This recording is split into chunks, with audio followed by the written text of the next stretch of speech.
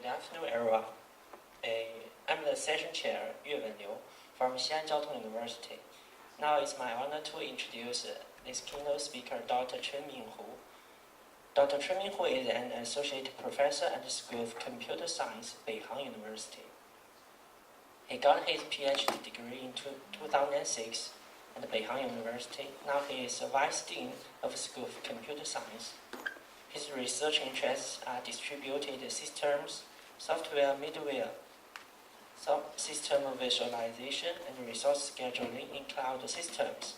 He is elected as the chair of academic committee of YOC-SEF and a member of System Software Technical Committee of China Computer Forum. He is also serving for W3C China to promote the world standards in China. Let's welcome Dr. Chunming Hu.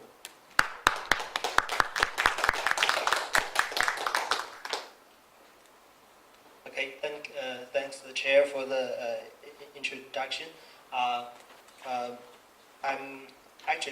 This is also the first time for me to attend the conference and act as a keynote. So I have some of the chance to give a talk on my paper, but this is the first time I'm invited to give the keynote. So I will try to make it better, but I need your help also.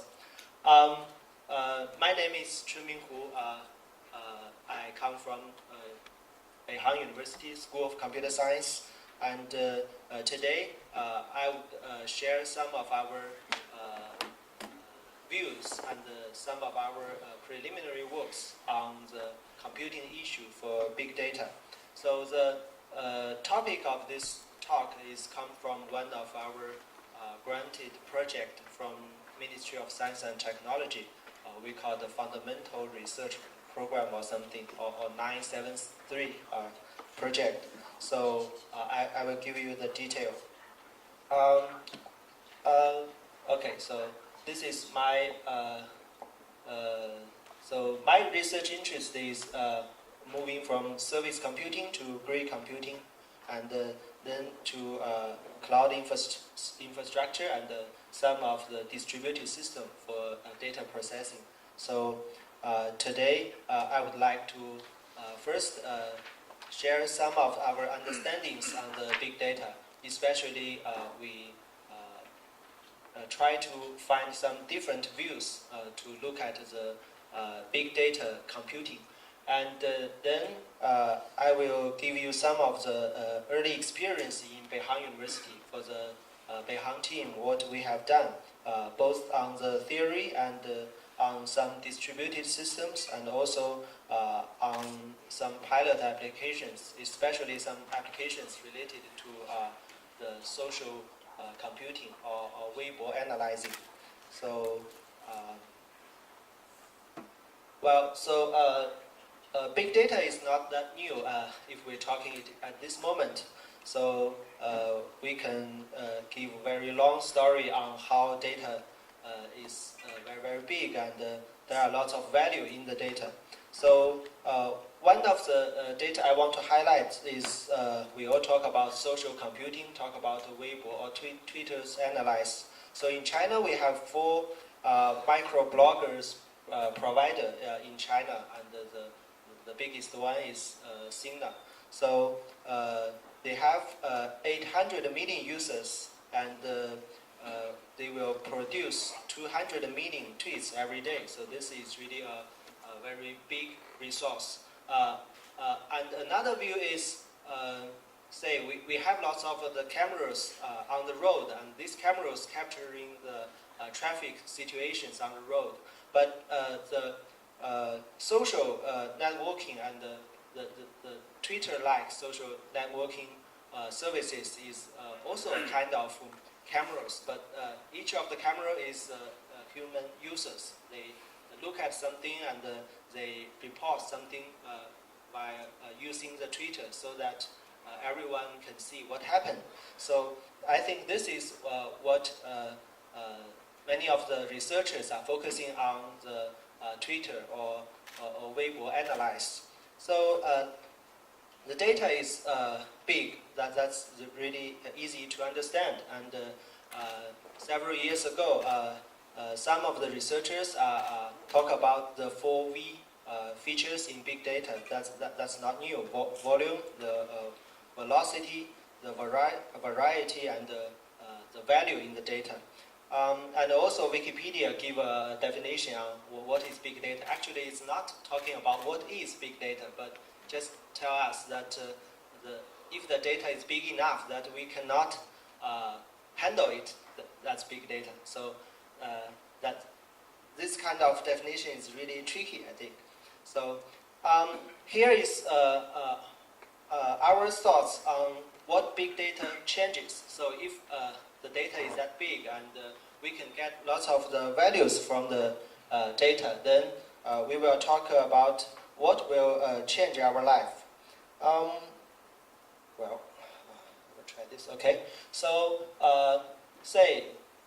let's go back to the histories that the big data doesn't appear. So before that, so we are using the sampling method to try to get the understanding of the so-called population in the statistic theory. So we use the sampling in statistic, and we got some. The sample data.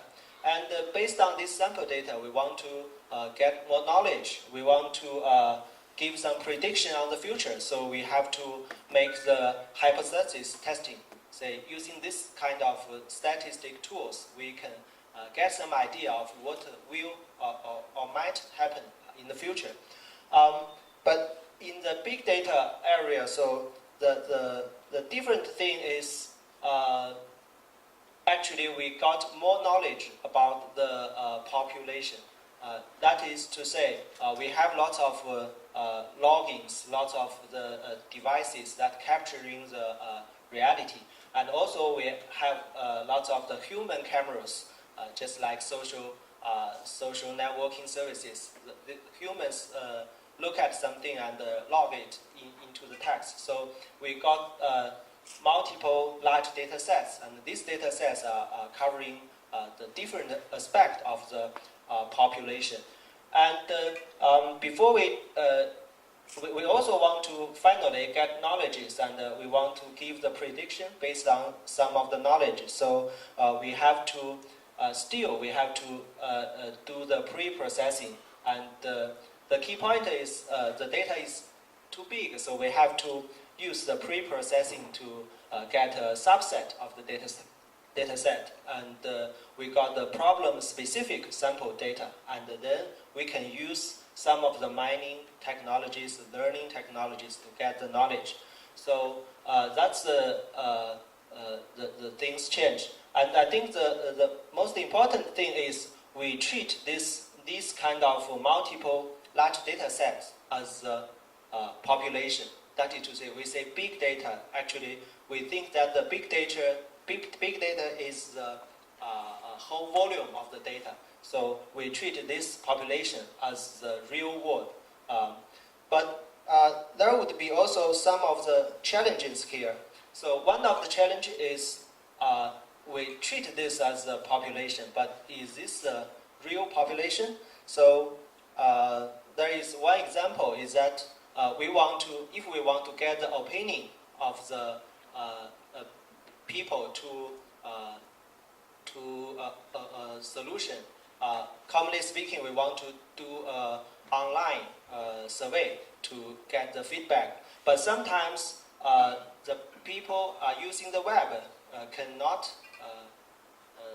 stand for the whole people, because there is still some kind of deviations. And also, we will introduce some of the data errors when we capturing the data. So this is the first challenge. That is to say, the population we think is not the population. And the second problem is how to do the pre-processing and how to do the resampling. If we do the pre-processing, we may make mistake, and we may delete some of the useful information. So this is also the challenge. And another challenge is how to find the knowledge and the rules from the selected data sets. We can use the mining, the learning techniques, but that would be something different. So this is the challenges we may facing. And also this will give lots of opportunities to new statistical theory or mathematical tools, and also to some new computing theory and algorithms, and to the opportunity to large-scale distributed computing infrastructure. So I will mainly focusing on these two parts in this talk. Well, here I would like to show the so-called 3I, transferring from the 4V. So the first I is these three characters is talking about the computing on the big data. So the number one is inexact. We are facing different kind of data sets, and these data sets are inexact. There would be some of the noisy and data errors in it. And also, I think something changes is the purpose of the computing is changing slightly. So the target of our computing are inexact. That is to say, sometimes we want to find a kind of trends, and we want to give a kind of prediction. So it is very important to avoid exact result to reduce the cost, and also inexact. We want the result that is inexact but acceptable results. So that's one of the feature of the big data computing. And another character is incremental. I think this is more related to the velocity or something. So we are facing to the live data, and the data is changing every day. So data arrives continuously, and we need the online and the real-time processing to give the quick feedback to some of the problems. So it is hard to get a static view of the data sets, and full data is not enough. So we need the algorithm and the distributed infrastructure to support the incremental processing. And the third one, the third characters for the big data computing is inductive. Here the inductive is talking about the relationships that we could get to describe the relationships between different data sets. We have different kind of data capturing method, and we can have different kind of data sets. So commonly speaking, if we want to find some result, we may get different multiple data sets here. And we want to get the reference between the data sets. This will help us to use the correlation to adjust the errors introduced by the inexact algorithms. And also this will introduce more opportunities to new knowledge discovery algorithms. So we think this, we call 3I, should be the features of big data computing. Well, here I would ask several questions in big data. So question one is there some new theory, especially new computing theory for big data? Say if we use this simple equation to modeling how big data is working. So F means the algorithms, and X means the data we are processing, and the data is, commonly speaking, PB or EB scale. So in traditional computing complexity theory, we always use the different computing complexity of the F to identify if the problem is if the algorithm is good or bad, or not that bad, not that good.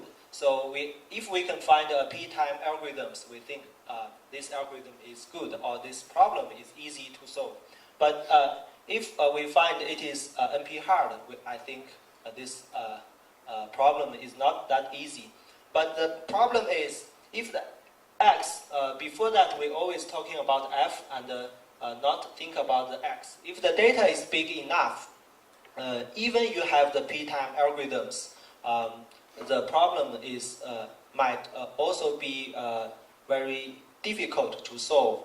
So the key point is it necessary for us to find another criteria, and this criteria is considering the scale of the data X to divide the traditional feasible problems to different groups. So one is it's also feasible in big data sector, and another one is for big data is untractable problem. So I think we think this is opportunities or challenges to the traditional computing complexities. And another question is Hadoop a must to data processing? Say Hadoop is proposed in 10 years ago, and the industry is using Hadoop to doing all kinds of things. If we ask this question at this moment, I think most of us here will say, of course not, because we understand that different data processing infrastructures is handling different computing requirements and different user scenarios. So the key point is what can we learn from the MapReduce and what can we learn from we call 3I characters. Say how do we design new algorithms and new distributed infrastructures to make the big data processing more easily. So one of the example is the percolator proposed by Google in 2010. So this is using the incremental feature of the big data computing. So so MapReduce is not the only solution, and also we can give some other possible ways to find the new algorithms. Say the resampling, especially the data sampling, and keeps the characters to a specific query. That is to say, for a kind of specific query, we can use only part of the data to give the result, and also keep the keeps the result to this query. So this is also the query preserving data compression. And also some of the problems itself can give us some hint to make this kind of new algorithms, just like top K query in many of the application scenario. So this is also some of the possibilities to get the new algorithms and the distributed infrastructures. And the question 3 is focusing on how to handle the data computing algorithms in we call the operatable manner. That is to say, some of the big data processing is focusing on a different application domain, and we can find lots of the application-specific features. And use these application-specific features, we can, including the data pattern, the arriving rate, or the query characteristics, we can get more hints to design the specific purpose data processing systems. And also we can have different distributed systems to support this kind of jobs. So based on these understandings, in Beihang University, we set up a international research center on big data 2 years ago. And Professor Wenfei Fan from the University of Edinburgh is invited to chair this new research center. And this center is will mainly focus on the computing theory and new algorithms design, and also the distributed system for big data processing. And last year we got the funding from Ministry of Science and Technology with 8 institutional organizations to get the funding of we call the Fundamental Research Program of China. So this project is mainly focusing on the computing theory on big data processing, and we have some of the partners here.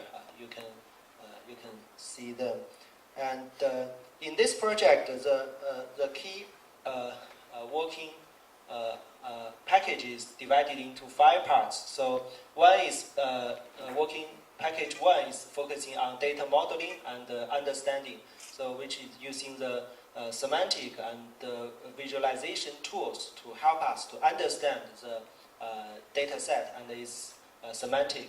And working package 2 is focusing on the computing complexity theory and the new algorithm design method. So I have just mentioned. And working package 3 and 4 is focusing on the distributed system for data processing and also for data mining and data analyzing. And also in this project, we want to use the social data and the internet search data as 2 data sets to give the pilot application. Well, in the next maybe 10 or 15 minutes, I want to report what we have done in the past 1.5 years. And this is focusing on the theory, the system, and also some of the pilot applications. Just in the computing complexity theory updates, the main contribution for this sector is we propose the big data tractable problems. That is to say, just I have mentioned, we want to find another subgroup from the feasible problems, and to check some of the problem is still feasible in the big data, and some of the problem is not feasible in the big data if the data X is big enough. So the key point is we try to use the pre-processing to transfer some of the big data non-trackable problems to big data trackable. So I want to give an example to this idea. So how do we dealing with big data sets? Let's look back into the how do we dealing with SQL query on the big data database. So of course we will not scan through the all data records because it's big enough. Even linear algorithm will take a long time. So in database experience, people are using different index method to get better query performance. Say we have B-tree index, and this will, although we introduce some of the pre-processing, but we will reduce the query complexity from ON to O log N. So this is kind of, or is an example of this kind of pre-processing. So the key point is we make the query optimized. So from the BD trackable with pre-processing, we have 2 steps of computing. So first step is it is offline actually. So set up the index by introducing pre-processing algorithms, and this algorithm will follow some rules, and then online or real-time query we need to doing the query based on the index. So so the key point is we will find the pre-processing algorithms, and this offline processing stage we have the offline processing stage to transfer the big data D to a subset of, not subset, it is transferred equivalent smaller data sets, which is just like a kind of index. And then we, based on this index, to doing the queries to make the query more easily to be handled. So this is what we have done on the computational theory. So actually, Professor Wenfei is gave another talk on another conference yesterday. Is talking about this topic. Well, so this is one of the work on the theory part. And on the system part, we have several different ways. So one of the issue is focusing on the I/O scalability, especially I/O scalability to multi-core environment when we doing the data processing in large cluster. So the background is now we have lots of many core or multi-core architectures, and the multi-core will increase computing capabilities by increasing core numbers. This will make things quite easier. And we also can place multiple independent workloads within a single server for higher resource utilizations, just like the kind of scheduling work as yarn or Mesos. Actually, we can hold one server to join different kind of data processing clusters. And also we have multiple virtualization approaches, say full system virtualization like Zen and KVM. And also we have some kind of lightweight containers, just like the Linux container and the OpenVZ or something. So what we found is, say, before that, since the hard driver is quite a low-speed device, so the bottleneck is here.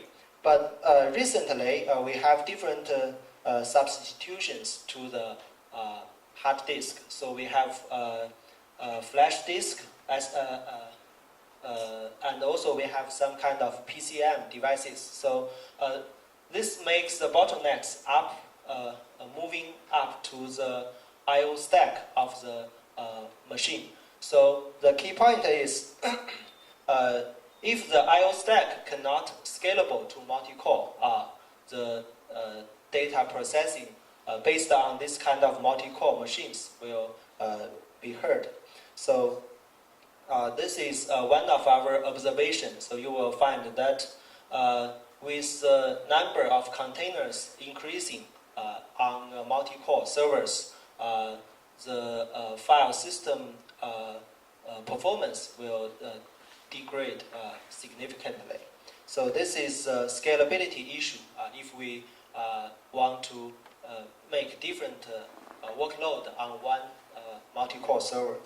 So the scalability bottleneck become a dominant factor in the performance, especially we are using some of the high-speed storage devices like this. So what we are doing is try to move this bottleneck, eliminate this bottleneck, and the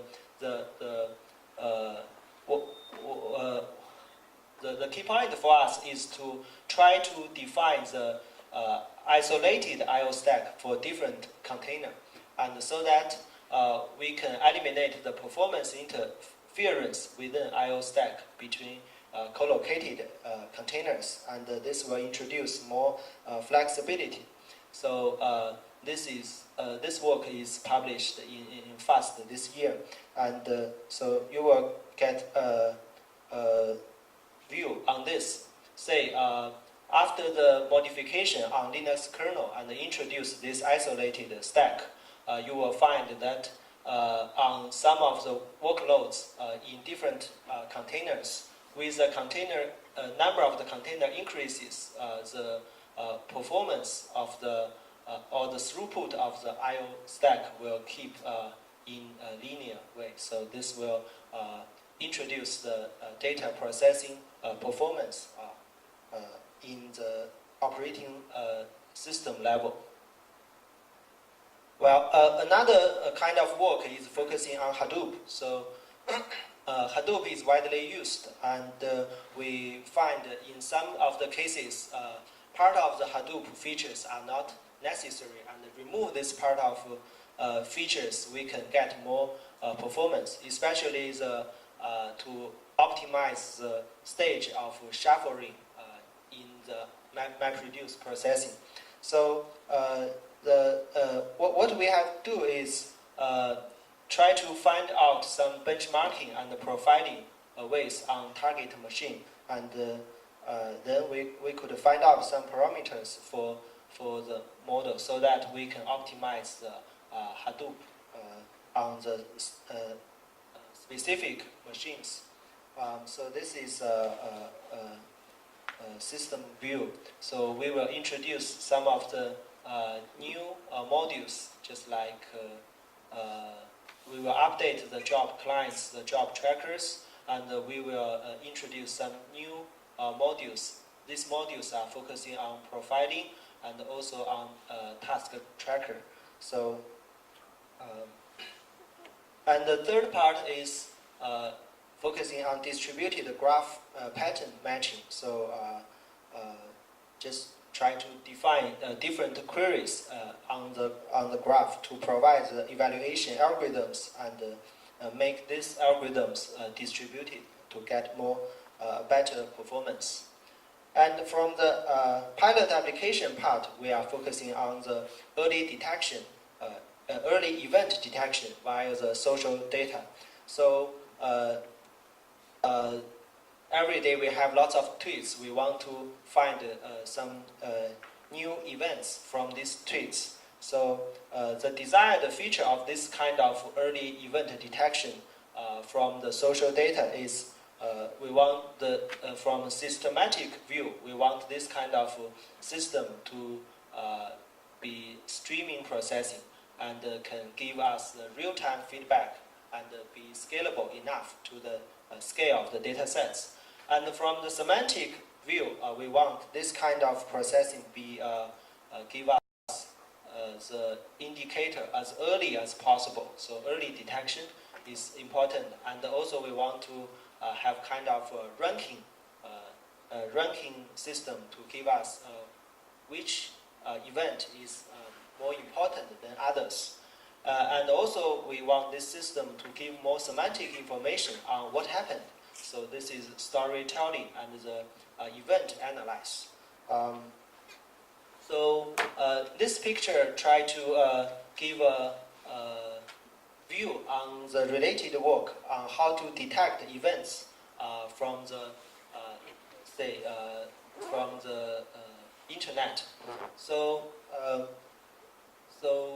this kind of research started in 1998, and then we have lots of different topic models to try to find out what happened from different kind of texts. But we will see that after the year 2010, we seldom to find new topic models to get more better results. So the topic model on long text is quite stable. People are focusing on give a more efficient distributed implementation on this kind of topic models.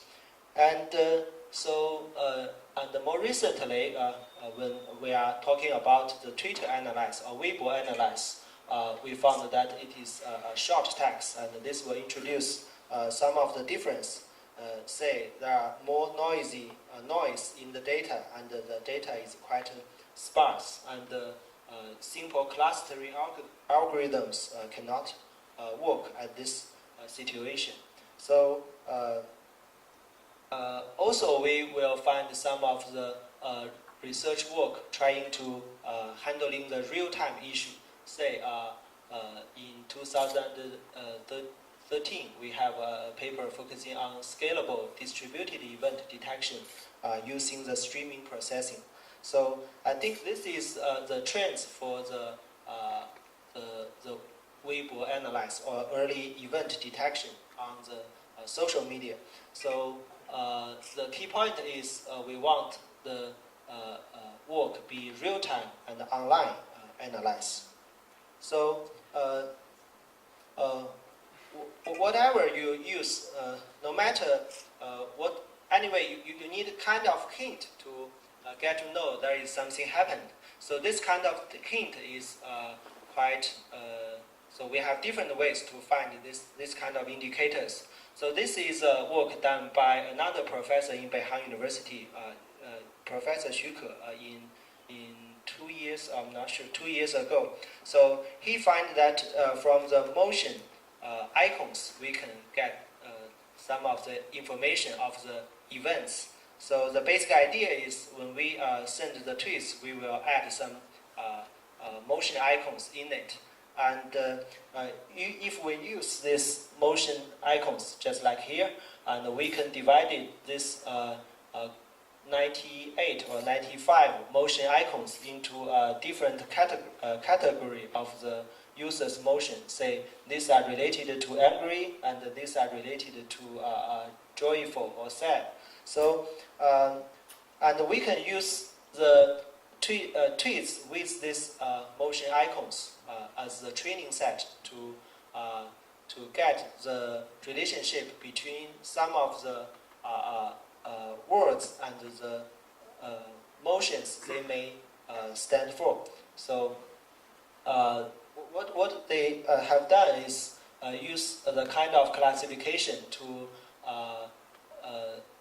select 95 motion icons from the 1000 icons and use the text with motion icons as the training set, so that if you are giving a set of Weibo data, you will get the different scale of the different motions. Say for angry, this line stands for the angry, and this line stands for the disgusting. So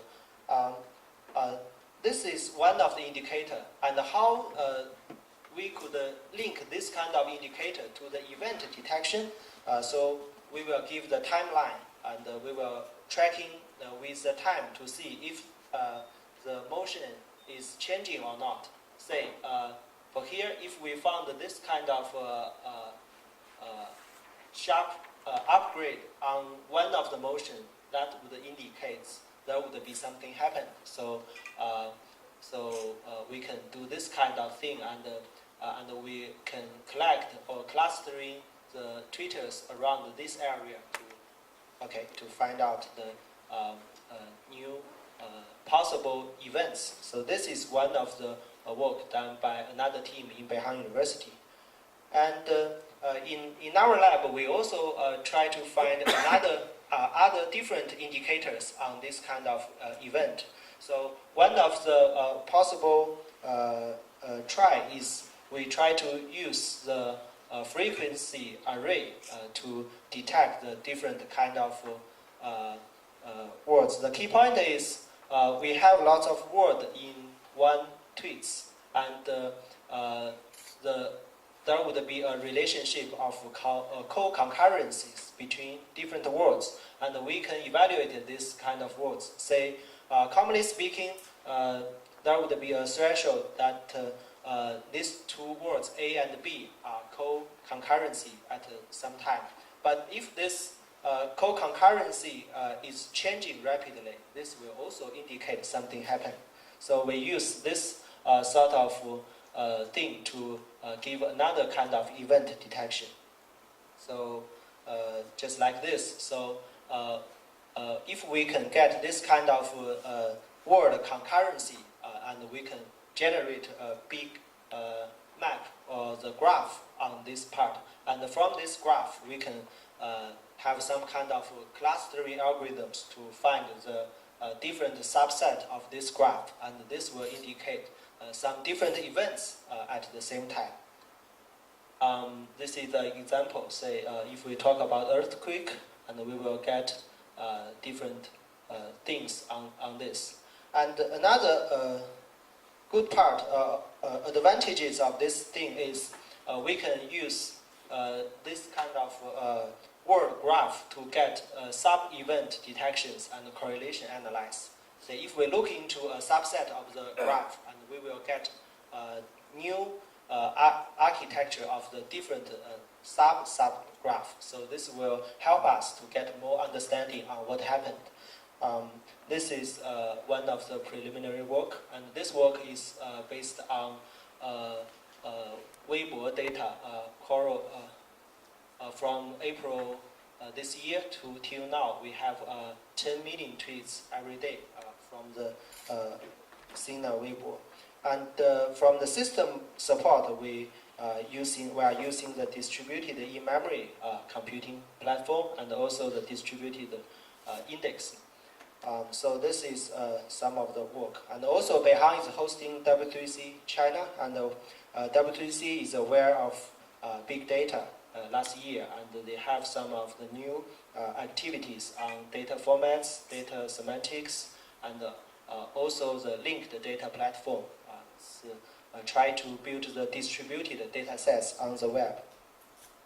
So I'm running out of my time, so I would give a quick summary on my talk. So for big data, we have lots of different sectors, and one of the sector is big computing in big data. So we identified 3 different characters for the big data computing: so inexact, incremental, and inductive.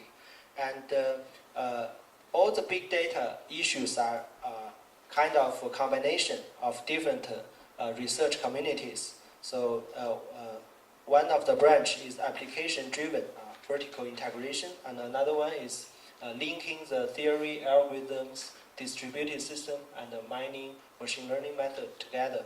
So this is kind of a crossing part for the research.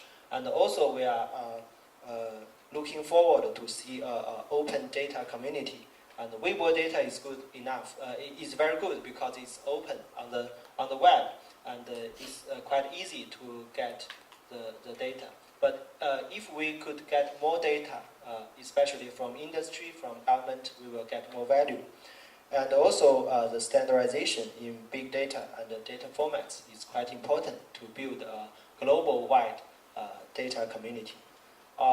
That's my talk. Thank you for your attention. Thank you very much.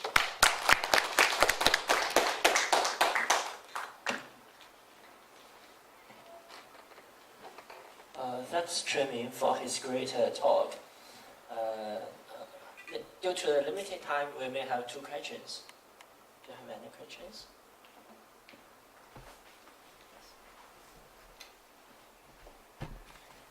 Thank you for the speech.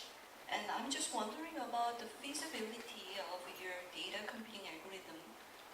Usually we want to have the polynomial the algorithm to find some kind of the algorithm proper the approximation.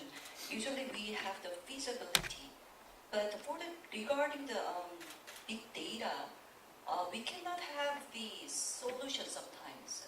We just find some trend, and by detecting that trend, we can apply maybe to predict the next the kind of future work. So what do you think is a feasibility and a solution that you can find a tractable of the polynomial time? And the second question is the I/O scalability part. And you just talk about number of devices to just overcome the I/O bottleneck. But sometimes we have the synchronization issues all the time. It's like the MapReduce, the mechanism too.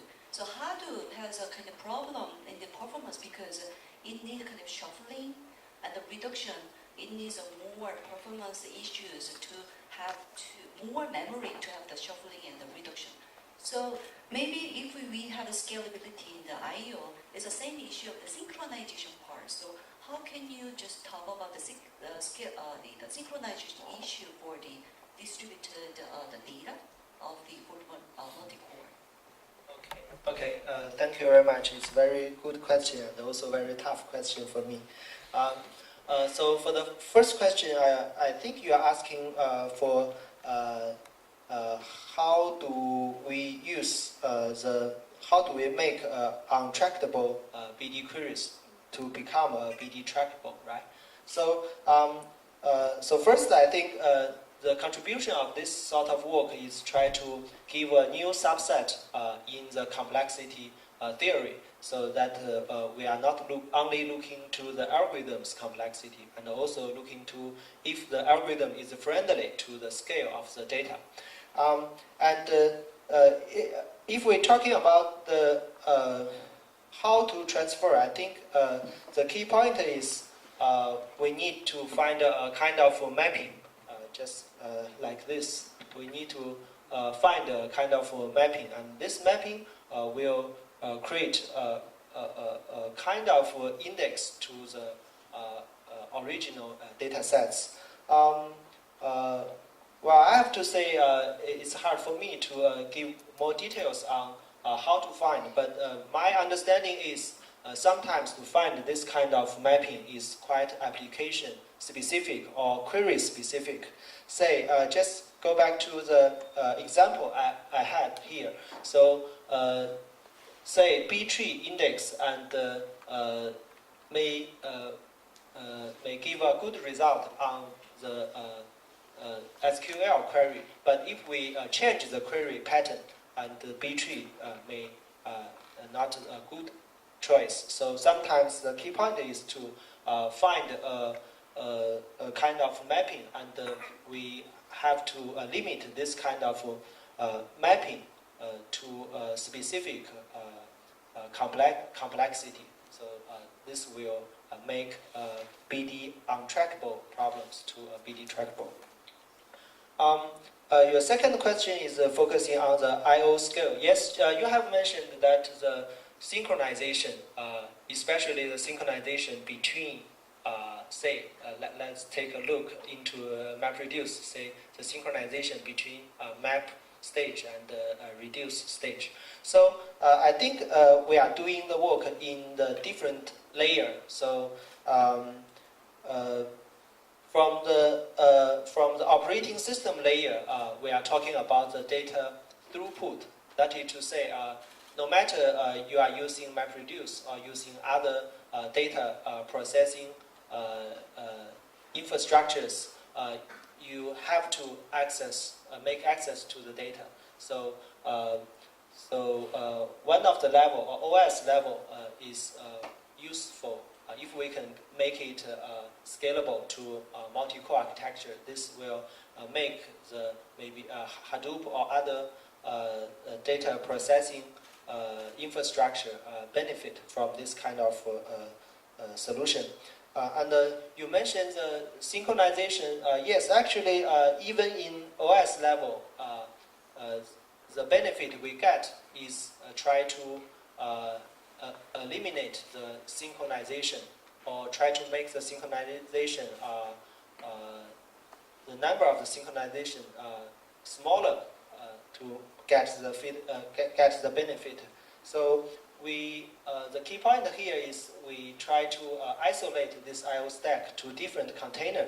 That is to say, we can make the global synchronization more simple and rare, so that this will increase the performance in operating system level to increase the throughput of I/O processing.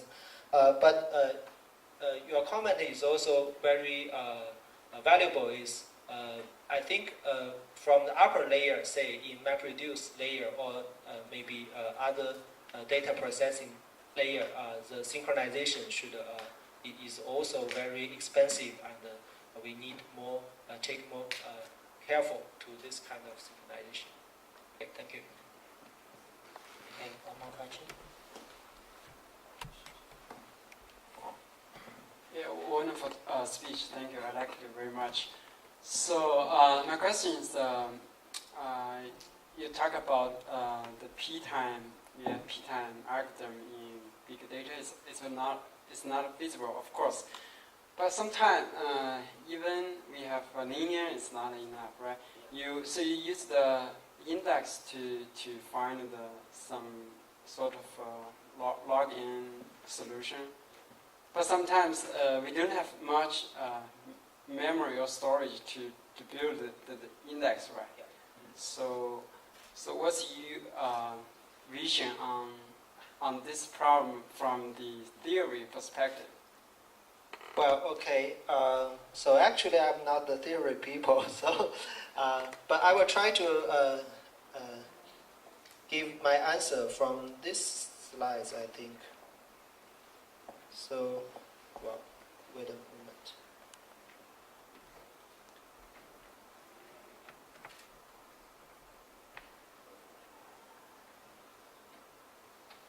Here. So I think some of the philosophy in this big group is try to make the big data small, and of course this make the big data small will have some extra cost, and the cost is we could only make the big data small to a specific queries and some kind of queries, and we may have some of the philosophies on, say, try to find the query preserving data compression method, so that we can actually, I think the key point is we want to map the original data to new data sets, and these data sets can keep some of the characters with this the original one. Say a kind of say we keep it the average number, keep it the same as the original sets, and this kind of pre-processing may help us to make the big data small, but we can keep some of the key characters to the selected queries. And also another aspect of this thing is try to make it distributed processing. Of course, say a linear algorithm is not feasible in one machine, but if we introduce the distributed processing infrastructures, we can use more parallel processing to control this situation and to make it possible to find this kind of index method. Yes, that's my understanding. But well, I think if you have more interest on complexity theory updates, I would recommend you to discuss with Wenfei more directly. So, okay, thank you for the question. Okay, thanks Chunming for his great talk. Okay, this session ends now.